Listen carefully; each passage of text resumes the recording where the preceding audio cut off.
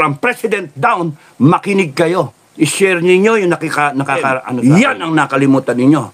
Mga PNP. AFP, sana wag niyong makalimutan yan. All authority emanates from the Filipino people. Nagpaparty ka, ha? Nagpaparty ka, BBM, nasa ibang bansa ka, may nangyayaring may pinapatay ng Pilipino, merong nababiolate right? Without any presumption of innocence. Mga gago kayo, binabiolate ninyo yung Constitution. Ha? Binabiolate ninyo yung Constitution. From President down, makinig kayo. I-share ninyo yung sa akin. I-share ninyo yung sinasabi ko. Because nasa Article 1 pa lang tayo. Nasa Article 2 tayo, Section 1 pa lang tayo. Which reads, the Philippines is a democratic. Hindi tayo authoritarian. Hindi tayo anarchy. We are a democratic and republican state. Sovereignty resides in the people and all government authority emanates from them. Yan ang nakalimutan ninyo, mga PNP. AFP, sana wag niyong makalimutan yan. All authority emanates from the Filipino people. Balikan ko. People of the Philippines.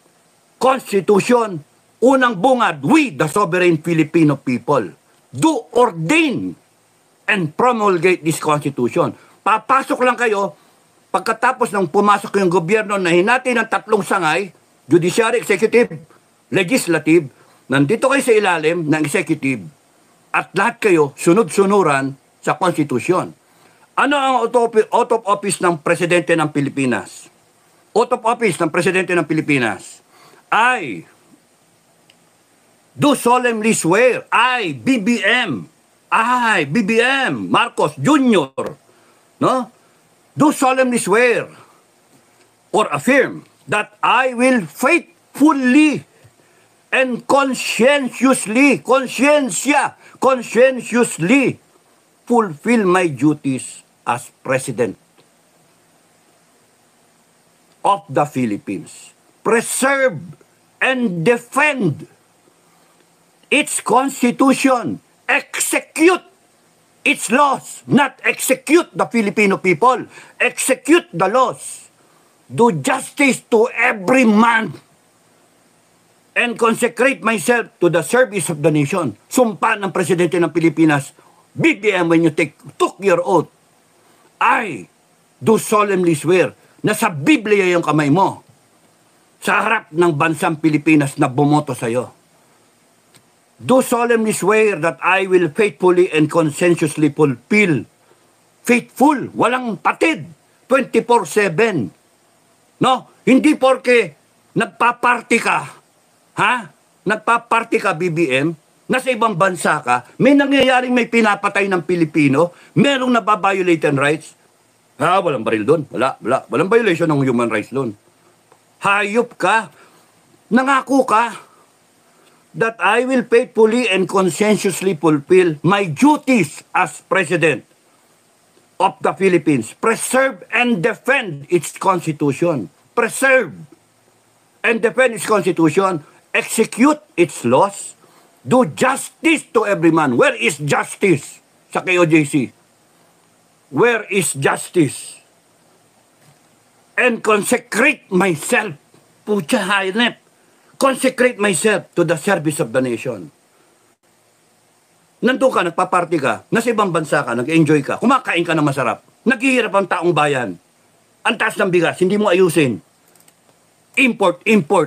Ang taas ng gasolina, hindi nyo ayusin, hindi nyo gawa ng paraan. Babanata mong 5,500 projects, 1 billion a day. Laganap ang korupsyon sa gobyerno mo, hindi mo ayusin. Conscientiously, faithfully. Tragis kayo. Preserve and defend its Constitution. Ano yung Constitution?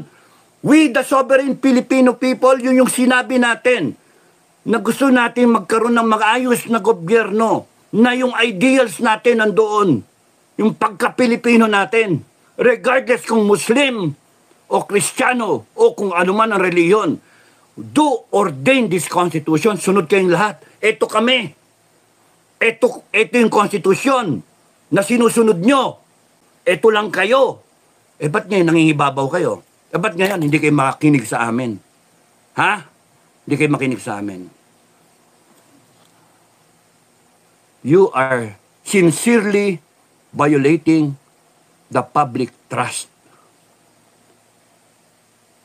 Ang gusto kong madinig nyo, bawat Pilipino, kay BBM ka, kay Sara Duterte ka, kay anuman yung inyong affiliation, kung anong grupo man kayo, kung anong probinsya ka, kalimutan nyo na muna at isipin nyo, Pilipino ako.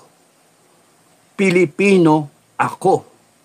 Kasi nanganganib yung bansa natin na mauwi sa di maganda. Can we not just think for a moment, Pilipino ako? Ako ang nandito sa ibabaw. Mga animal kayo. Kaming lahat. Kaya pala dinidivide nyo kami, ha? Kaya pala ang daming troll. Kaya pala kinoconquer nyo. Ayuda. You divide and then you conquer us. Mga kababayan, nandito tayong lahat. Constitution, dahilan nila yung constitution ngayon sa atin. Tayo pa yung sasabihan, mga gago. Tayo pa. Mga animal kayo, sa amin galing yung power nyo. Okay, balik ako dun sa... Sama ko na rin to. At lahat ng tao...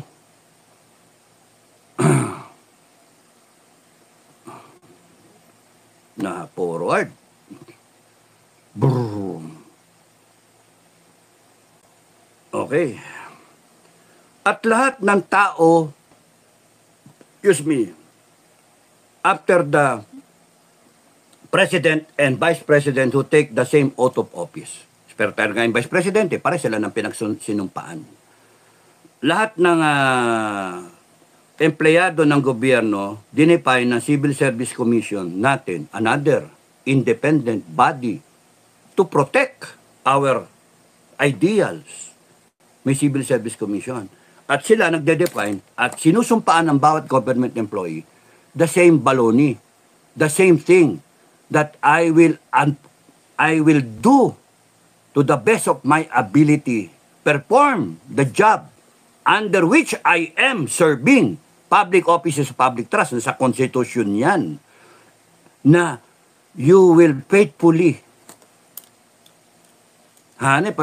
perform. You will faithfully uphold the Constitution. AFP, ganun din. PNP, ganun din. So, maliwanag, Maliwanag. Tayo, may sinumpaan ba tayo? Wala kayong sinumpaan, mga kababayan. Kinakailangan ba kayo sumumpa? Hindi. Bakit? Tayo yung gumawa ng konstitusyon. Ba't ka susumpang ganyan? Tayo nga nag-imbento ng konstitusyon. Kaya nga natin nire-require sumumpa kayong lahat para susundin ninyo yung gusto namin. Di ba? Liwanag, di ba? Mutulo na naman ang aking napapayag ako. Okay. So, balik ako. Nasa section 1 pa lang tayo. Konti na lang to. Section 2. Ulitin ko, section 1, for emphasis. The Philippines is a democratic and republican state. Sa tingin nyo, ngayon, republic, okay, presidente pa rin, and a democratic state. Uy, mukhang merong hindi tama doon Parang martial law sa Mindanao Martial law sa Davao. Bakit tinatakot nyo si Baste Duterte na tanggalin nyo sa pwesto? Bakit nyo tinatakot na si Duterte na dating presidente, wala kayong kagalang-galang, dating presidente? Tatakutin ninyo ng ICC, tatakutin ninyo ng kulong. Mga walang niya kayo. Sovereignty. Bakit nyo ibibigay sa Amerikano? Pastor Kibuloy, bakit nyo pakukuha sa Amerikano? Gago pala kayo Kayo mismo nagbabiolate ng konstitusyon. We want Pastor Kibuloy tried here. I want to clarify kung totoo ba yung kaso against him, let him defend himself.